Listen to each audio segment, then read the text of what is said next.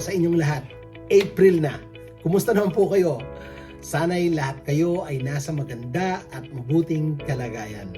Isa muling mainit na pagbati po mula sa amin dito sa Florida, USA, ang Sunshine State ng Amerika. Welcome po muli to our weekly program Silver Lining. Dito lang sa nag-iisang Christian radio sa Baguio, DWLY 97.5 Cool FM. Para po sa mga bago na nanonood ng ating programa, ako po si Silver. Kung nakaligtaan nyo po yung episode natin last week, ang pinag-usapan po natin ay ang Panginoong Jesus bago ang unang Easter Sunday. Ang pagpasok ni Jesus sa Jerusalem na mas popular sa atin sa tawag na Palm Sunday. Ang mga tao sa paligid ni Jesus ay sumisigaw ng purihin ang Diyos. Tinupad ni Jesus ang prophecy sa Zechariah na nagsasabi, "Rejoice, O people of Zion! Shout in triumph, O people of Jerusalem! Look, the King is coming to you. He is righteous and victorious, yet he is humble, riding on a donkey."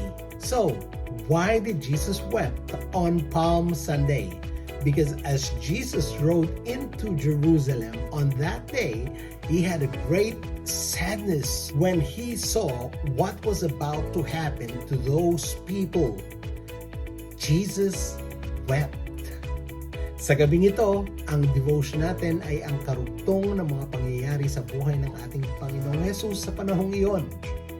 Alam nyo, habang nananalangin si Jesus sa Harden ng Gethsemane, isang malaking puwersa ng militar na pinamumunuan ng kanyang sariling piniling disipulo na si Judas Iscariot. Sila ay dumating upang arestuhin siya. Pero alam nyo, si Peter, in his last-minute effort, tried to save the Lord. He pulled out his sword and cut off the ear of the high priest's servant. Na agad naman pinagaling ng ating Panginoong Jesus. Alam niyo ba na ang pagpapagaling at pagbabalik ni Jesus sa natagpas na tenga ng sundalo ang huling milagrong ginawa ni Jesus bago siya ipinako sa krus? Napakabilis ng pangyayari pagkatapos nun. Sa loob lamang ng 12 oras sa kanyang pagkaaresto, si Kristo, ang ating Panginoon, ay binugbog and blooded beyond human recognition and hanging on a crude, rugged Roman cross. Ngunit alam niyo ba na may mas higit pang nangyayari sa likod ng mga eksena sa araw na iyon? It was the story of good and evil at work. Satan wanted Jesus dead. So he marshaled his forces and played his wicked hand.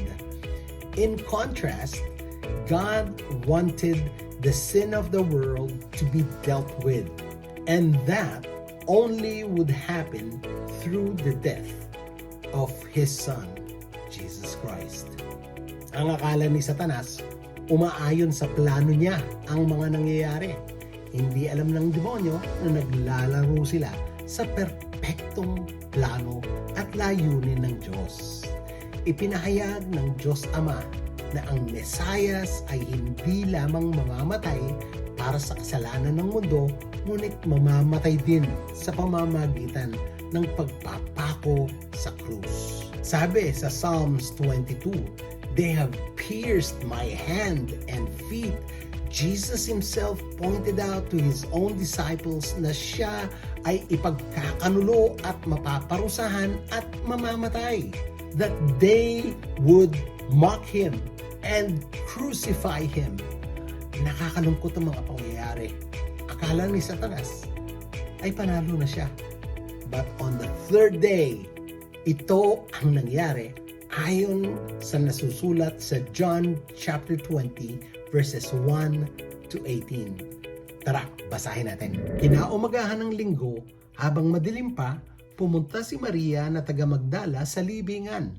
Nakita niyang naalis na ang batong nakatakip sa pintuan nito, kaya tumakbo siya at pumunta kay Simon Peter at sa mga tagasunod na mahal ni Jesus.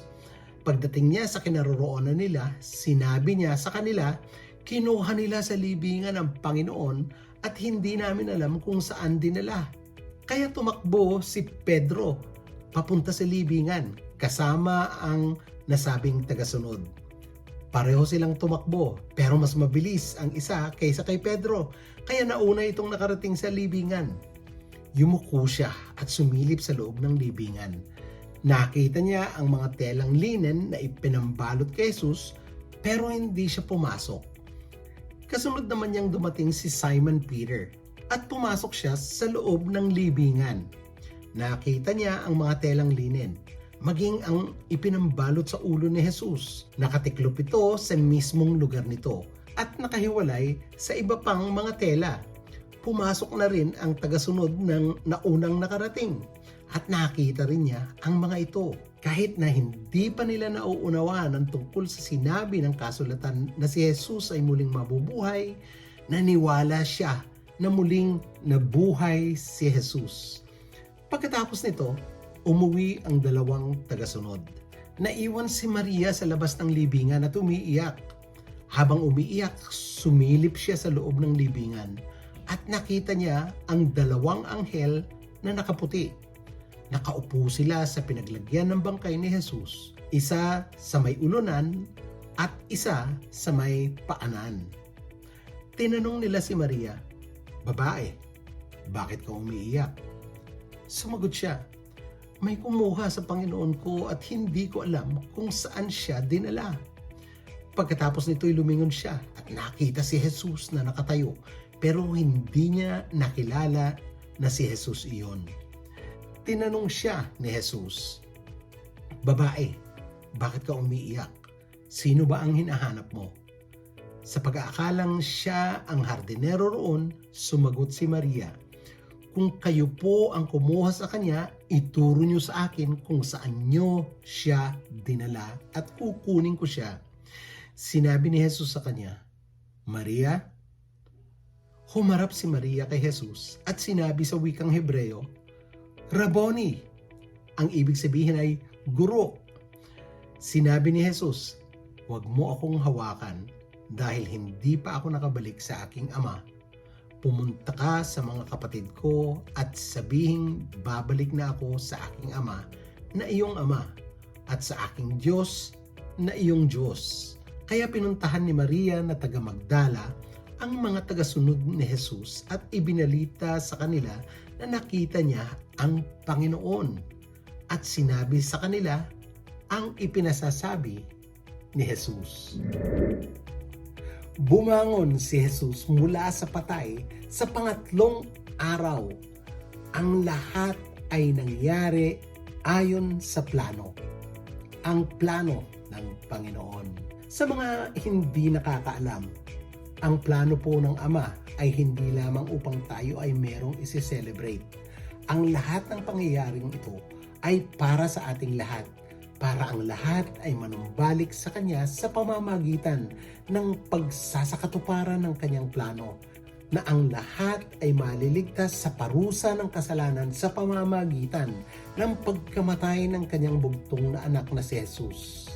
Ang Diyos na naging tao, namatay, nabuhay na muli.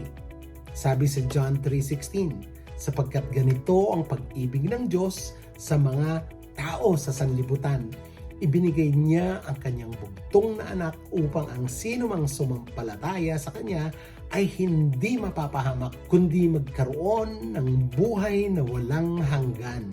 My friends, Buddha is dead. Muhammad is dead. Confucius is dead. But Jesus Christ, our Lord, is alive. He is risen. Whoever believes in Him shall not perish, but have eternal life. Para sa ating mga mananampalataya, we tell, we go, and we preach, and we proclaim, because He is risen, that Jesus is the risen Lord.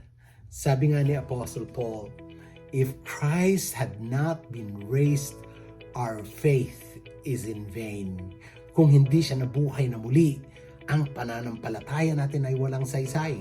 Ngunit dahil siya ay nabuhay na muli, ang pananampalataya natin ay solid, merong hope, merong victory, at ang pangako niya ay matutupad. Amen? Hallelujah! Tara, pray na tayo. Dear Heavenly Father, as we come to the close of our time together, we are reminded of the glorious truth of the resurrection of your Son, Jesus Christ. Nagpapasalamat kami, Panginoon, for the victory that was won on that glorious Easter morning.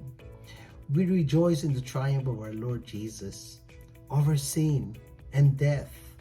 Nagpapasalamat kami sa pag-asa na kanyang muling pagkabuhay. May we never lose hope. May we never lose sight of the significance of this event and the power it holds to transform lives. Jesus, as we reflect on the empty tomb and the risen Savior, we are filled with awe and wonder. Tulungan mo po kaming mabuhay sa katotohanan ng kanyang muling pagkabuhay. We pray for a deep and abiding faith in the resurrection, knowing that through Christ we have been made new and are heirs to eternal life. May this truth sustain us in times of trial and inspire us to live boldly for your kingdom. Lord, we thank you for the assurance that nothing can separate us from your love, not even death itself. May we live each day in the joy and freedom that comes from knowing that we are loved and redeemed by you. In the mighty name of Jesus, who conquered the grave, we pray all of this. Amen and Amen. Sana ay nakapagbigay po ang ating episode ngayon ng karunungan at kaliwanagan upang maging mas malinaw ang ating pangunawa at gabay sa direksyon ng ating paglalakbay sa buhay sa kasalukuyan. Abangan po ang ating mga susunod pang mga weekly devotional. Kung meron po kayong mga prayer request or encouragement, i-private message nyo lang po ako. Kung gusto nyo pong i-like o i-share ang ating episode, nasa FB page at mga social media accounts ng Cool FM. Mag-subscribe na rin po kayo sa aking YouTube channel, ang Silver Lining. Salamat po muli. Ako po si Silver, sa paintulot po ng ating Diyos na nagbibigay liwanag, karunungan at pangunawa. Nandito muli ako next week. Bye and God bless you all.